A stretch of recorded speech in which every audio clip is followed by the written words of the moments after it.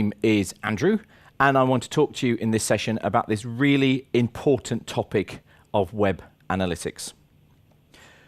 So in this session, why should you pay attention? What's in it for you for listening to this topic of web analytics?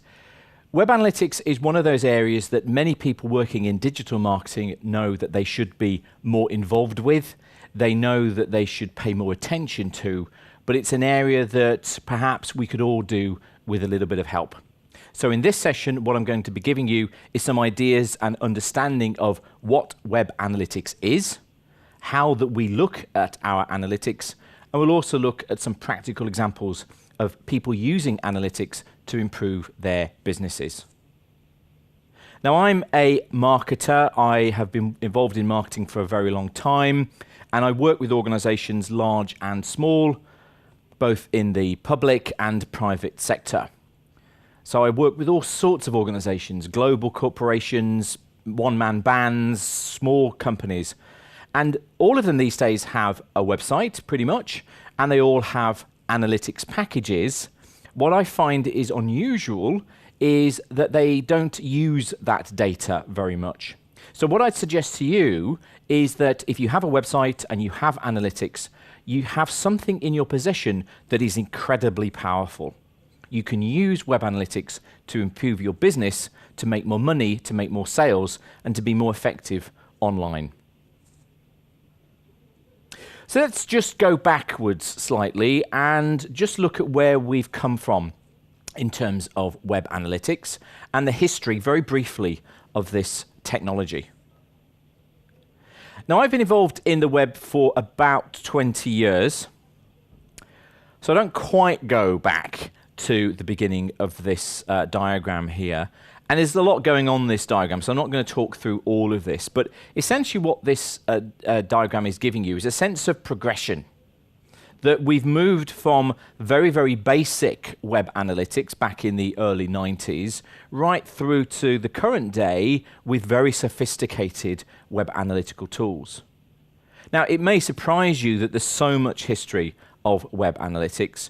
For many people, web analytics only really started when Google bought the Urchin software. So if I indicate that to you here, Google bought the Urchin software back in the sort of early part of this century.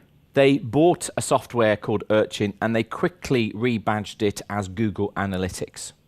So for many organizations, for many individuals, in a sense, that's when web analytics started. And what was fascinating, I do remember that time very clearly, is this software, Urchin, was not very well known. It wasn't particularly used by lots of organizations. But Google came along.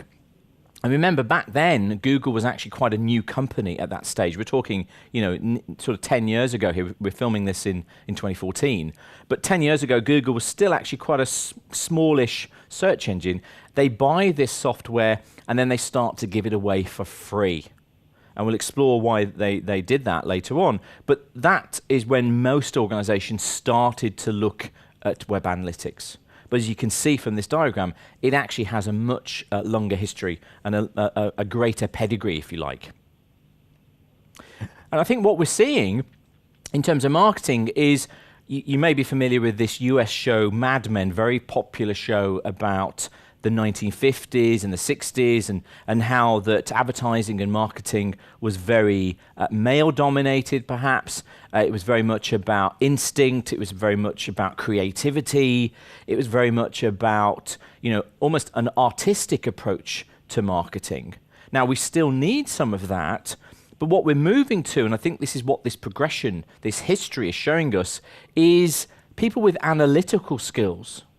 People who can look at data, and in this case, web data, are now increasingly in demand. So we have this expression that maybe we're moving away from marketing being about mad men to maths men. With obviously females in here as well. So if you are female as well, we're talking about male and female. People who have analytical skills are already in high demand, and that demand for those skills is only going to grow. And the reason for that is that, as we've seen, we have more and more analytical tools at our disposal, We just need people with the brains to actually start to use those tools and technologies to make a difference to our businesses.